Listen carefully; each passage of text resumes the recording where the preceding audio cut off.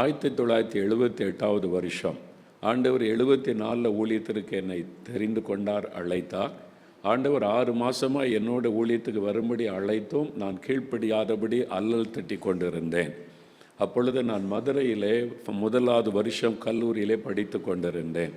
அங்கே நரிமேடு நேரு வித்தியாசாலையிலே முழுஇரவு ஜெபம் நடைபெறும். அந்த முழுஇரவு ஜெபத்தில் ஒரு முழுஇரவு ஜெபத்தில் பிரசங்கம் பண்ண இந்த அகஸ்டின் ஜெபக்குமார்னு வந்திருந்தாங்க. அன்றைக்கு தேசத்தை குறித்து சொல்லப்பட்ட அந்த செய்தி அதை கேட்டுக்கொண்டு ஜெபிக்க அவங்க ஜெபம் நடத்தும் பொழுது இயேசு பிரத்யட்சமாக என்னை சந்தித்தார். இந்த தேசத்தில் அழிந்து கொண்டிருக்கிற கோடிக்கணக்கான மக்களை பார், இந்த மக்களுக்காக நீ எனக்கு வேண்டும் என்று ஆண்டவர் என்னோடு பேசினார். அதில் நான் கண்ணீரோட சத்தமிட்டு நான் அழுது என்னை ஒப்பு கொடுத்தேன். ஆண்டவரே என்னை ஒப்பு கொடுக்கிறேன்னு சொல்லி அப்படி தான் நான் ஊழியத்திற்கு அர்ப்பணித்தேன்.